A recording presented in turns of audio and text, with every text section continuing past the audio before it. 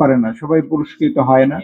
তো যারা এই প্রতিযোগিতায় অংশগ্রহণ করেছে, যারা বেশি হবে এবং যারা হবে না, আমি সবাইকে আন্তরিক শুভেচ্ছা অভিনন্দন জানাই। কারণ যারা আজকে পুরস্কার পাবে না, তারাও এই প্রতিযোগিতা থেকে আসলে এমন কিছু ইনসাইট পাবে, এমন কিছু ইনপুট পাবে, যা ভবিষ্যতে তাদেরকে আলোর পথ দেখাবে। আমরা জানি আমাদের জাতীয় কবি কাজী নজরুল ইসলাম আজ থেকে প্রায় 100 বছর আগে, আমরা সংকল্প কবিতাটা পড়েছি না, সবাই পড়েছি? উনি কি বলেছিলেন ওই কবিতায়? 4টা চরণ আছে এরকম, যে পাতাল ফেরে নামবো আমি, উঠবো আমি আকাশ ফুরে, বিশ্ব জগৎ দেখবো আমি আপন হাতের মুঠোয় করে। আজকে আসলে বিজ্ঞান আমাদেরকে এই পুরো জগৎটাকে হাতের মুঠোয় নিয়ে এসেছে। আজকে ইন্টারনেট, আজকে সায়েন্স আমাদের সবার সামনে নিয়ে এসেছে। আজকে শিক্ষার্থীরাই আগামী দিনের সফটওয়্যার প্রকৌশলী, গবেষক, উদ্ভাবক, প্রযুক্তি উদ্যোক্তা। আমরা তাই তারা শুধু ব্যবহারকারী নয়, বরং প্রযুক্তি সৃষ্টিকারী হিসাবে নিজেদেরকে প্রতিষ্ঠিত করুক। এই প্রতিযোগিতা তাদের সেই যাত্রার একটি গুরুত্বপূর্ণ মাইলফলক। আপনাদের দক্ষতার দিক থেকে আপনারা কোনো রকমই পিছিয়ে নেই। এই বয়সটা কিন্তু সবচেয়ে গুরুত্বপূর্ণ একটা বয়স। আমি শুধু একটা উদাহরণ দিতে চাই।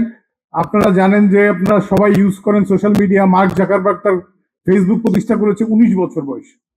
আপনারা জানেন যে বিল গেটস, যে সারা পৃথিবী যাকে চেঞ্জ করে দিয়েছে, সেই মাইক্রোসফট প্রতিষ্ঠা করেছেন, সেটা 19 বছর বয়স।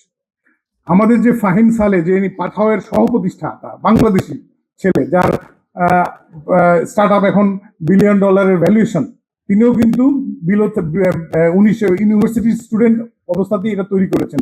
অনেকগুলো প্ল্যাটফর্ম, সে ছিল একজন সিরিয়াল স্টার্ট আপ উদ্ভাবক। মানে একের পর এক অনেকগুলো সে স্টার্ট আপ তৈরি করেছে। সুতরাং আমি শুধু 2টা গ্লোবাল উদাহরণ দিলাম, একটা বাংলাদেশের উদাহরণ দিলাম। সুতরাং বাংলাদেশও যে একজন বিশ্বমানের উদ্ভাবক পেতে পারে আপনাদের চোখের সামনে আছে। সুতরাং আমি নিশ্চিত যে আপনাদের বয়সী কেউ খুব শীঘ্রই 2-3 বছরের মধ্যেই কেউ একজন এরকম $1 বিলিয়ন স্টার্ট আপ তৈরি করবেন। আপনারা এই দেশকে এগিয়ে নিয়ে যাবেন। আজকে তোমরা যারা আমার সামনে আছো, তোমাদের স্বপ্ন দেখতে হবে। তোমাদের স্বপ্ন দেখতে হবে যে আমাদের দেশে কিন্তু এখন অনেক চাকরির ব্যবস্থা কিন্তু করা হচ্ছে। আমাদের সরকার, আমাদের মাননীয় প্রধানমন্ত্রী তারেক রহমানের সরকার, আমরা চেষ্টা করছি প্রযুক্তিকে আরো এগিয়ে নেওয়ার জন্য। এখন তোমরা যারা আছো, যারা হয়তো এক সময় তোমরা বিদেশে পড়াশোনা করতে যাবে, ভালো রেজাল্ট করলে কিন্তু sky is the limit for you. Sky is the limit for you যদি ভালো রেজাল্ট করো। সুতরাং ভালো রেজাল্ট করবে তো তোমরা বিদেশে পড়াশোনা করতে যাবে। কিন্তু আমি চাইবো তোমরা বিদেশি পড়াশোনা শেষ করে তোমরা দেশে এসে দেশের জন্য কাজ করো।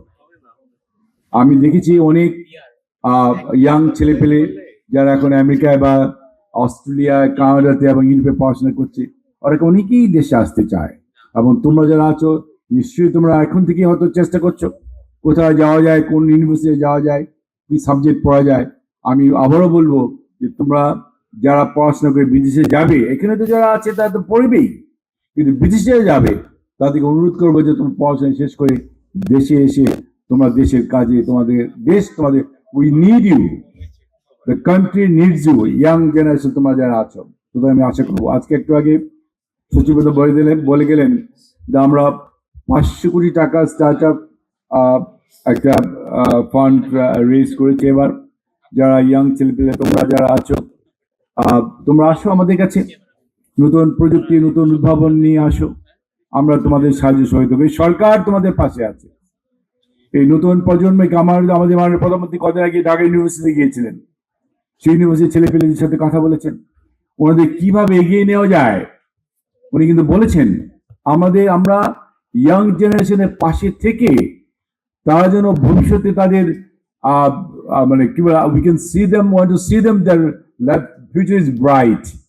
আমরা সেটার সামনে কিন্তু আমার সরকার কাজ করছে।